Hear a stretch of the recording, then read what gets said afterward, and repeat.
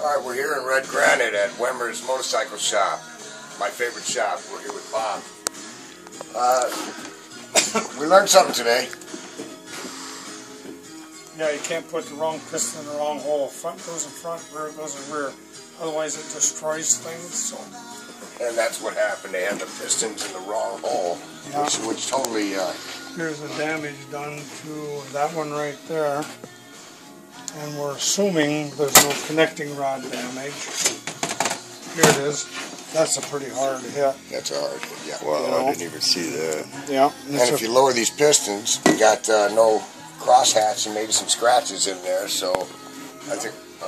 We'll go with a flat top, basic piston, cast rings. That's the best way to go, especially the fuel these days. You don't need super high compression if you run on trips.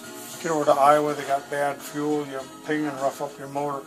We'll just put it to a basic build, probably a 9.5 to 1.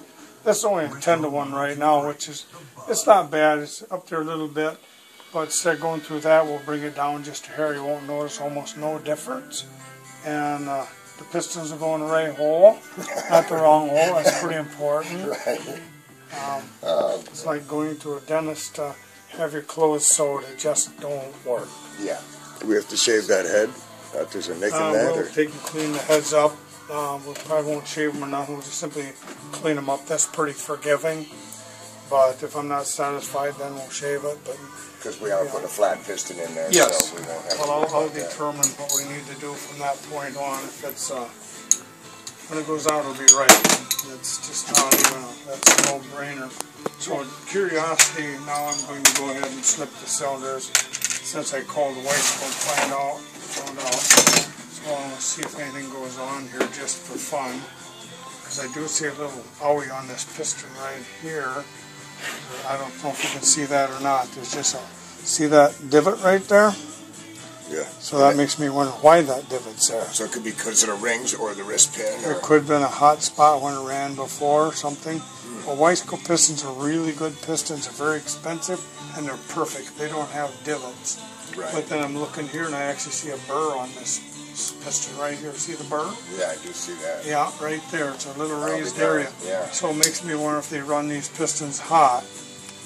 As I understand, they were honed in 10 over. And I don't understand if they're 10 over and they were fit. They actually fit used pistons, which I've never done in my life or refused to.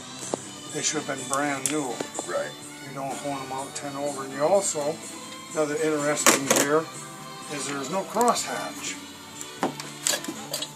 So, let's see. Oh my God! That's tight. That ain't a good fit. So, I'm curious what we got going on here. Look at that. Wow, look at the wear. You can't do that. That's wearing already. It should not fit that tight. You can't do that. I won't do it. I refuse. I won't even do the job first. All the tight spots in this cylinder here. Look at, and that's supposed to be honed and fit. Yeah, I see that. Look at. Yeah, look at that. I guarantee you, I'm curious about something. Let's play a game here for fun. Let me put this down and go get a paper towel. Let's see something. Hey, Mexican Eddie, Taco Productions. We're coming for you, man. We're building our 95. Build your 58. Show up at June 6th at the Wisco in Rush Lake. We'll let the people decide. Bring it on, man. We'll let the people judge it and build that bike, man. You got till June 6th. So a biker build-off challenge, huh? Yeah, it's a biker build-off challenge. I'm curious. Bring here, it. just for Mexican fun. Eddie. Just for fun. Let's see if these cylinders was ever washed. They may have been, but this is how you tell. You take a white cloth. You put motor oil on it. Best stuff in the world. Brake clean won't even clean them. Let's see if they come out pretty clean or not so good. If they come out clean and were washed. Most cases, when I get a situation like this, the individual didn't care. Oh, that's terrible. Honing material. That's grit from a hone. It was never washed in Dove soap. Look at, I can see literally metal pieces in that's terrible. That's what happens when you go a place they don't know what they're doing. That is honing grit. That's just like a grinding wheel that would have ate them pistons in no time at all. Man. And run used pistons. I just don't get it. That's not the way I do it. It would have smoked. Look at this. Look at that. That's terrible. That's Look unbelievable. at that. That's how you know it's not a good job. So, that is that. Dealing the facts. And that's why this is my favorite shop. That is that. What else you got going on, Bob? Well, What's up with that transmission that you were telling us about? You want to take a look at it? yeah. Let's take a look over here. It's kind of an experiment. It's a fun thing. It may not work, and it may work. I've had trouble with this thing. We put oil in it, you bolt it in the bike, and it weeps oil out the bottom. Why? We cannot find any reason why. So what I've done is I've drained it, washed it, and I took some real thin stuff like a brake clean or a thinner.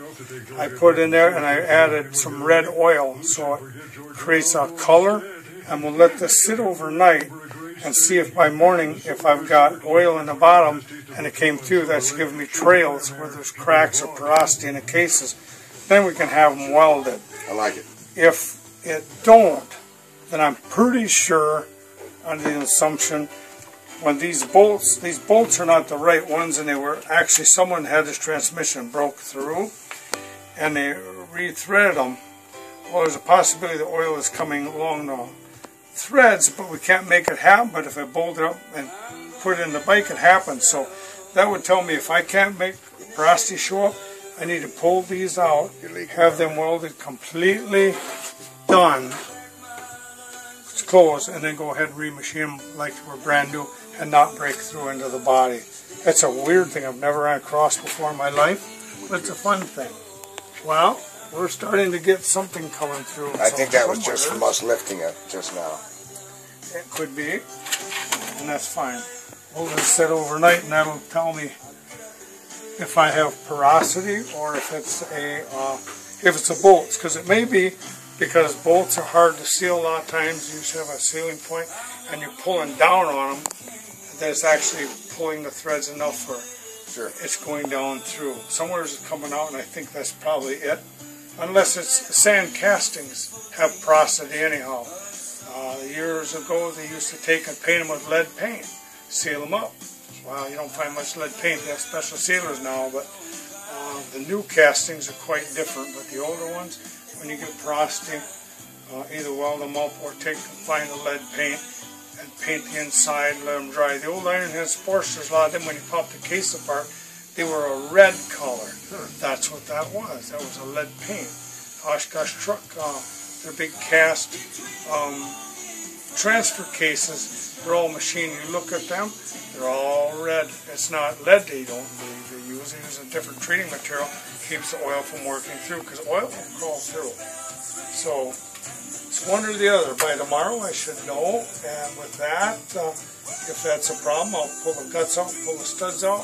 We'll have them welded tight. We'll re-drill a new pattern, and it should have no more issues. But you need to know the facts again. Sure. If you don't know the facts, you don't want to tear into it.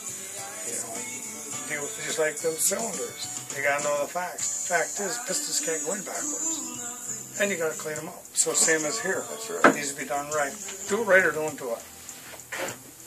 That's pretty much on that one. All right. So if you're out and about this spring 2015, you're on a ride, come on out to Redgranite, say hi to Bob. Maybe talk about doing some upgrades on your bike. He's the guru, man. He's our master mechanic. We love him. Everybody out there loves him. So come on by and say hi, get a t-shirt. You know, just go for a nice ride. It's just a great place out here in Redgranite. There you go. Thanks for having us, man. Oh, sure. Glad to. Glad to. There you have it, man.